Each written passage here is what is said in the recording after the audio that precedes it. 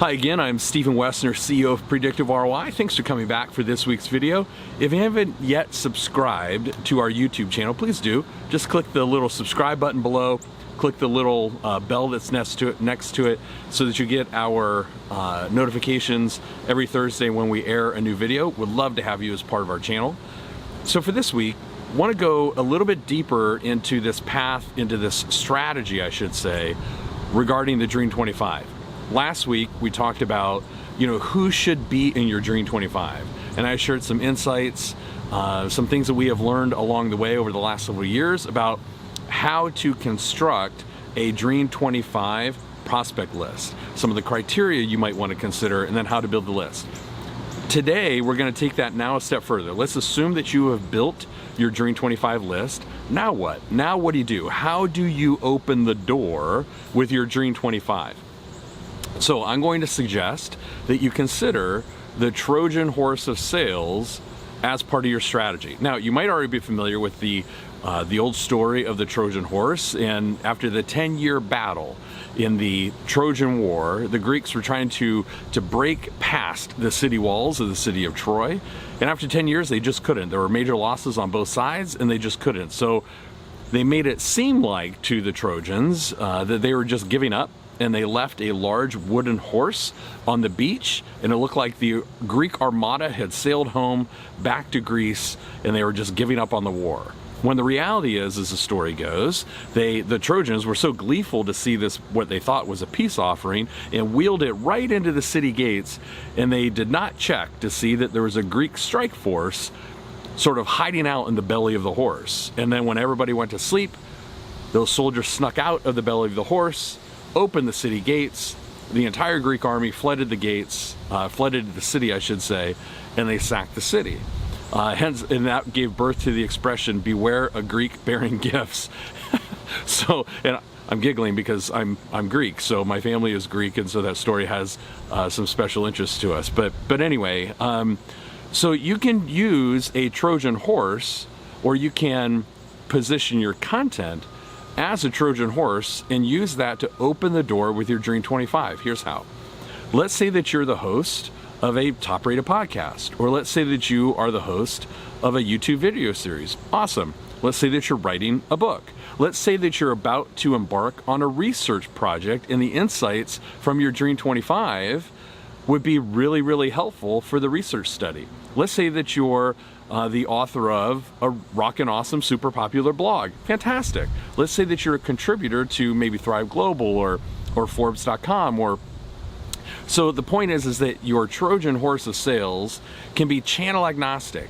It can be any of those things. It could be many of those things, but it doesn't have to be a video series or a podcast. It needs to align with your gifts and talents, and whatever those gifts and talents are, that can then be your Trojan horse. So it is truly channel agnostic.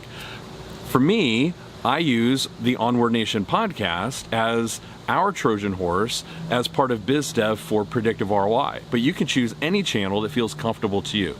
So let's say that you have a video series. This is how you start the process of inviting your Dream 25 to participate with you as a guest on your video series. So the first thing would be to not invite your Dream 25 to be guest number 1 through 25. Instead, I would suggest that you interview at least 10 fellow thought leaders. These could be friends of yours, these could be colleagues, these could be other experts in your space, these could be happy clients, delighted clients with your product or service. So I would suggest that you interview 10 and air 10 of those videos so that you have an established body of work. Because when a member of your Dream 25 receives an invitation, they're going to go and check out your body of work. Oh, he or she wants me to be a guest on their video series. Well, awesome. I'm going to go check out that video series and see who they've also interviewed. But then also, I want to see that person's interview style. What do they do? Do they make their guests feel comfortable? That kind of thing. And so having a body of work, an established body of work available, so as they're sort of vetting you, if you will, would be really important. So get those first 10 done in the can, out and gathering views and subscribers and so forth, and that would be the first place to start. The second place to start would be, or the second step would be, crafting an invitation that really highlights how if they say yes and come onto the show, how you're looking forward to their insights and wisdom around a particular topic, how you're looking forward to them sharing their success path, or how they managed to think about that merger acquisition that they did, or that strategic venture, whatever it might be. You want to send them a custom invitation, something that shows that it just wasn't out of the can, that there was context. And also, you want to make sure that you include links to some of your best interviews in that body of work that I mentioned in step 1. So that, again, you're encouraging them to vet you, you're making it easy, and you're giving them great context as to why, in the first place, you invited them and how their insights are going to be super helpful to your audience. Okay, so that's the second step.